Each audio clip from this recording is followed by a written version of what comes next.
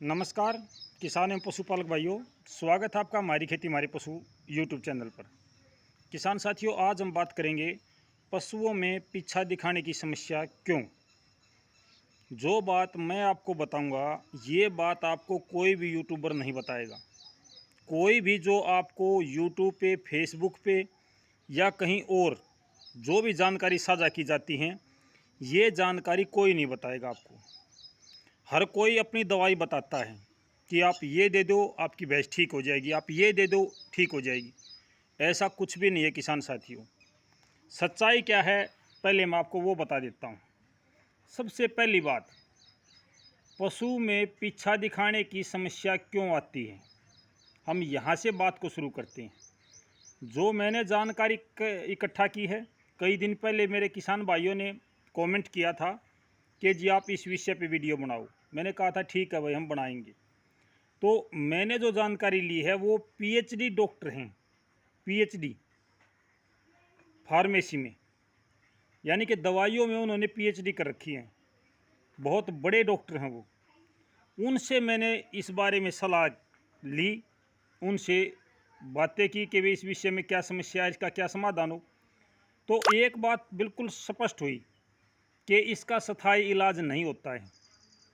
कोई भी दवाई है, 10% आपकी पशु ठीक हो सकता है, यानी कि 100 में से 10 पशु को ही कोई दवाई काम करती है, 90% कोई दवाई काम नहीं करती है।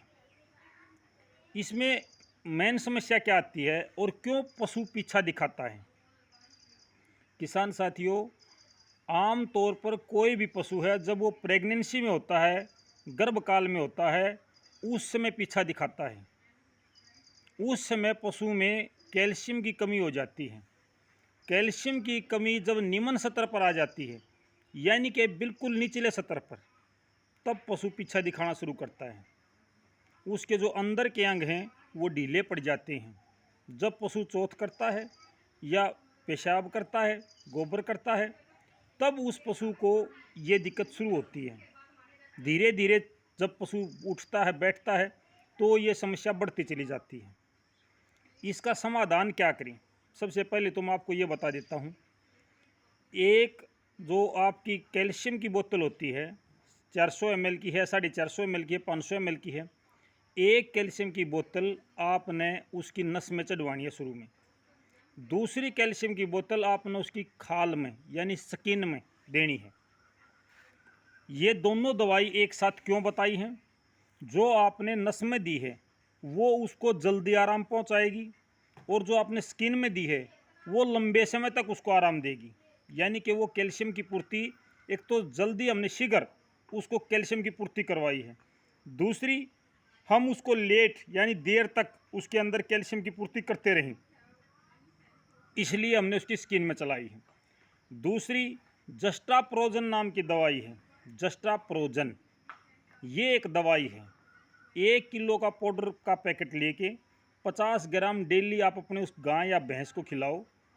आम तौर पर यह विकल्प के रूप में होती है। इसका प्रयोग कहीं और ज़्यादा होता है। यहाँ पे इसका प्रयोग इसलिए किया गया है क्योंकि पशु के अंदर के अंग ढीले पड़ जाते हैं, उनको सख्त करने के लिए, उनको स्ट्रॉन्ग करने के लिए ये दवाई दी जाती है। ये दवाई आपने कब तक देनी है, इस बात को आप ध्यान से सुन लो।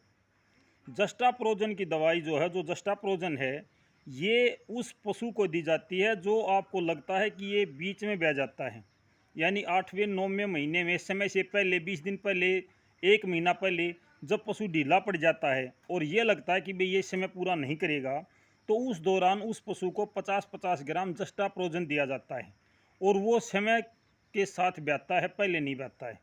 उसके अंदर के जो अंग होते हैं उनको सख्त कर देता हो, यानी कि पशु को जो बच्चा गिराने की समस्या होती है, पहले बहने की समस्या होती है, उसकी रोकथाम के लिए जस्टाप्रोजन का प्रयोग किया जाता है। तो जब हम कैल्शियम चढ़वा देते हैं दोनों प्रकार की, दोनों तरीके से, उसके बाद उस पशु को जस्टाप्रोजन शुरू कर दो। ये जस्टाप्रोजन आपने उस समय तक देना है जब तक आपके पशु का ब्याने का समय पूरा ना हो जाए। अगर आप उसके बाद भी जस्टाप्रोजन देते रहे तो आपका पशु ब्याएगा नहीं। ये मैं पहले बता देता हूँ किसान साथियों कि जस्टाप्रोजन आपने ब्याने का समय, यानी कि आपकी गाय है तो 9 महीने पूरे हो गए, उसके बाद उसको बंद कर दो। भैंस है तो 10 महीने पूरे हो गए, उसके बाद बंद कर दो। अगर आपने इसके बाद भी उसको जस्टाप्रोजन जारी रखा तो आपकी गाय या भैंस ब्याएगी नहीं, ये आप इस बात को सुनिश्चित कर लें। इस प्रकार से आपकी 2 महीने हो गए, रह गए भैंस के, 1.5 रह गया, 1 रह गया, जितना भी समय बचा है आप इस दौरान उसको 50-50 ग्राम जस्टाप्रोजन देते रहें। और पशु को कैल्शियम, फिर भी आप कैल्शियम चढ़वाएँ, 20 दिन में, 1 महीने में एक बार फिर से भी आप कैल्शियम चढ़वा सकते हैं, वो स्किन में चढ़ानी है। या आप उसको खाने में कैल्शियम दें, उसको कैल्शियम पिलाएं। अगर आप कैल्शियम पिलाते रहे और जस्टाप्रोजन की ये 50 ग्राम की दवाई आप उसको देते रहे तो आपका पशु 90% तक पीछा दिखाने से ठीक हो जाएगा। कोई देसी दवाई बता रहा है, कोई सत्यानाशन के नाम से जानता है, कोई शंखपुष्पी के नाम से जानता है, कोई ब्रह्मी के नाम से जानता है, पता नहीं कितनी दवाइयाँ हमारे किसानों को दी जाती हैं। आम तौर पर इन दवाइयों का कहाँ इफेक्ट पड़ता है ये एक बार मैं आपको बता देता हूँ। जितनी भी इससे संबंधित दवाइयाँ दी जाती हैं वो ठंडी दवाई होती हैं, जो पशु को देते हैं पशु के अंदर ठंडक हो जाती है। ठंडक होने से क्या इफेक्ट पड़ता है, कहाँ प्रभाव पड़ता है?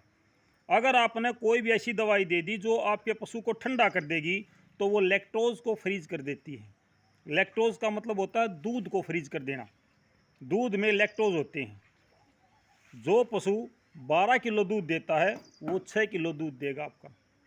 ये भी आप एक बार सोच लें कि भाई हम दवाई दे रहे हैं, अगर आप जस्टाप्रोजन दे रहे हो, कैल्शियम दे रहे हो तो आपके पशु के दूध पर कोई प्रभाव नहीं पड़ेगा।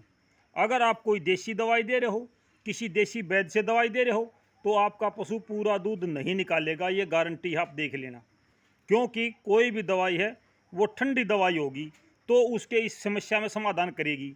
अगर ठंडी दवाई आपने दे दी तो पशु में दूध देने की कैपेसिटी कम हो जाएगी, लैक्टोज फ्रीज हो जाएंगे, यानी कि लैक्टोज फ्रीज हो गए तो आपके पशु का आधा दूध रह गया। फिर पूरा ब्यात आप उस पशु को रखोगे कि भाई मेरा तो 12-14 किलो दूध दिया करता, इस बार तो 6-7 पे रुका हुआ है, बढ़ नहीं रहा। फिर उसको बढ़ाने के लिए आप गर्म दवाई खिलाओगे उसको, फिर अगले ब्यात पे यही समस्या फिर हो जाएगी। यानी कि इस प्रकार से जो किसान उलझ जाता है फिर वो सुलझता नहीं है, ये आप पहले से सोच लें। देखो किसान साथियों, अगर आप कोई दवाई देते हो तो उसका ये साइड इफ़ेक्ट होता है इस विषय में। यहाँ पे कोई भी देसी दवाई, अंग्रेजी दवाई, कोई भी दवाई देते हो तो इसमें साइड इफ़ेक्ट होता है, सबसे पहले मैं आपको ये बताता हूँ। लेकिन अगर आप पशु में कैल्शियम चढ़वाते हो और उसको जस्टाप्रोजन देते हो तो आपके पशु को साइड इफ़ेक्ट नहीं होता है। इसको लगातार आप कंटिन्यू जब तक देना है, मैंने आपको पूरी जानकारी इसकी दे दी है। और दूसरी बात, अगर आपकी कोई और समस्या है तो आप कमेंट बॉक्स में लिख सकते हैं।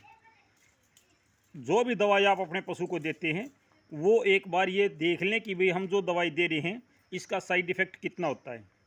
कुछ किसान भाई रस्सी बांध देते हैं, पटा बांध देते हैं, जिसको बोलते कैंची लगा दी या कोई छिक्की ला दी, अलग अलग नाम से जानते हैं। ये देसी दवाइयों से तो वो भी अच्छा है, क्योंकि देसी दवाइयों से आपकी भैंस दूध नहीं देती। आम तौर पर जो पशु ब्याने से पहले पीछा दिखाता है वो ब्याने के 4-5 दिन के बाद में बंद कर देता है। जो पशु ब्याने के बाद पीछा दिखाता है वो 10-15 दिन तक परेशान करता है, फिर वो धीरे धीरे बंद कर देता है। ये समस्याएं आती हैं, इसका मेन कारण है कैल्शियम की कमी का होना। कैल्शियम की कमी है पशुओं में। जब पशु बाहर खेतों में चरने जाते थे तो तरह तरह की जड़ी बूटियाँ खाते थे और उनमें कैल्शियम की पूर्ति हो जाती थी। आज पशु घर पे बंधे हुए हैं, वो कोई भी जड़ी बूटी नहीं खा रहे हैं तो उनमें कैल्शियम की कमी हो जाती है। खनिज मिश्रण हम खिलाते नहीं हैं किसी को।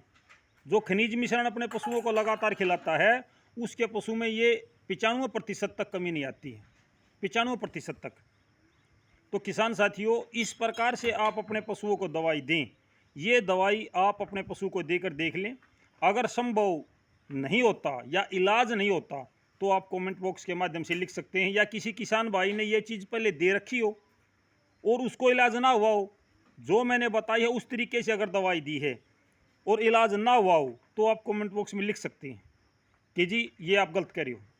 मैं उसकी बात से सहमत हूँ, क्योंकि इस प्रकार से कोई भी दवाई है उसका एक तरीका होता है देने का। अगर हम तरीके से दवाई देते हैं तो उसका इलाज होगा बीमारी का।